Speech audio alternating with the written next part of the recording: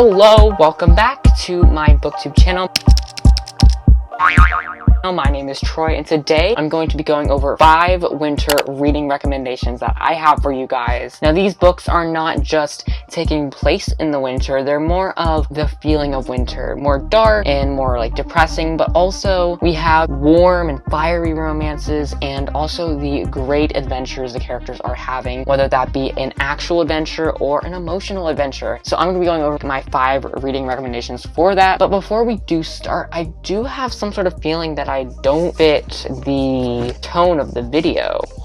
Whoosh. A lot better. Now I can truly talk to you guys about winter reading recommendations. And as always, make sure to hit that subscribe button if you want more booktube content from me, and make sure to hit the like button if you enjoy it later. Now let's get on with my first winter reading recommendation. Okay, so my first winter reading recommendation that I'm going to be going over is the Infernal Devices trilogy by Cassandra Clare. This is a great series to get started into the winter or read during the winter. This is a mystery series, so there's a lot of mystery going around and there's a lot of love. I just imagine myself curled up in a blanket reading this mystery, you know, rooting for characters. There's a love triangle, and so I'm rooting for one romance over the other, and it's a great kind of thing to get you excited about winter. We have this girl named Tessa Gray who crosses the ocean to find her brother in London, England, and this is in the Victorian era in like 1800.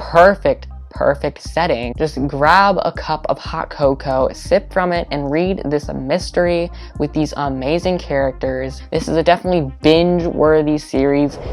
Alright, so my next winter reading recommendation is Beckoning Shadow by Catherine Blair. So this was an arc given to me by Epic Reads, Catherine Tagan Books, I don't know. I'm currently reading it, and it is so good. It is a fantasy novel, standalone. It's kind of weird, but it's definitely a book to read in the winter is what I'll say. Dark, depressing, not the happy, fun, magical land fantasy book that you may see when you're like a young child. This is definitely going into reality, tragedies, fear. The main character of this book is able to inflict fear upon other characters. Her struggle to become familiar with the reality of this power and to use her power to fight others and win a tournament. When you watch like those Christmas TV movie things and they're like really dramatic, it's like that's one of those things, really dramatic. That's all I have to say, isn't it? Like, it's dark, it's depressing, it's winter. This is winter. It's definitely not a good summer book is all I'll say.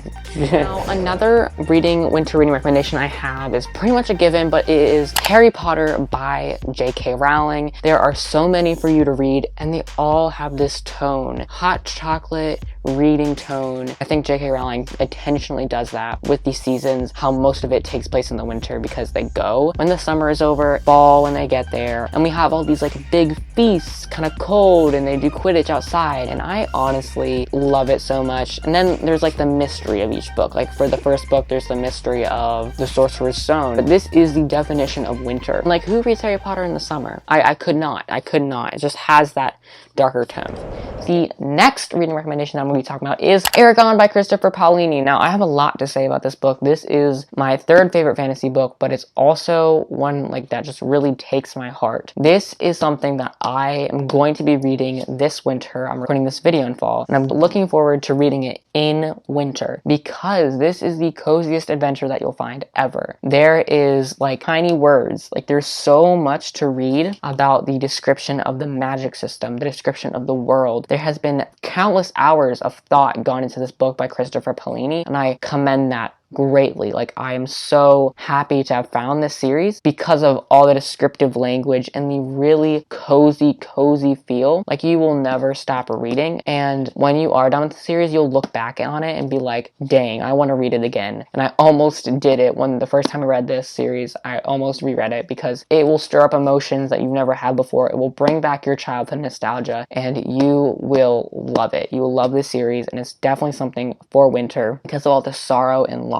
in it, but also the adventure and the hope that Eragon has with his cool looking dragon. Great series. I hope you pick it up for winter. My last winter reading recommendation is A Court of Thorns and Roses by Sarah J. Maas. First, I just want to say that I'm currently reading this. I'm only 3 chapters in, but I plan to, go more into this book and review it in a later date. So this is very wintry, I feel. This is set in the winter. The first sentence of this novel is, "The forest had become a labyrinth of snow and ice." That's the first sentence. It's about snow and ice. Cannot get more wintry, guys. It really embodies winter and the struggle that this family is living in. And this family is in poverty because of the coldness. They can't hunt because there's no animals. From what I've heard, this is about a girl who accidentally shoots a wolf, which we saw in the first chapter. She never expects it to actually be a fae, and this fairy is bringing her to their land, kidnapping her like the Beauty and the Beast, and now she has to live with the fae forever, and she starts to grow a growing passion for her captor Tamlin. At first she's like, "Oh, I hate this person, I hate Tamlin." Then she's like, oh no. And then she's like, has this fiery passion for him. And so it's kind of this big war and Beauty and the Beast retelling. I think it's a really good idea, and I'm excited to read more of it. I just want to point out how much it relates to the winter theme. We have the burning, fiery passion of winter. Passionable romance is a good winter read. We have the struggle and the poorness of her family in the beginning of the chapters. We have it literally taking place in the winter for the most part. And I think this will be a definitely good winter read. I just have yet to read it. So yeah, that wraps up my winter reading recommendation.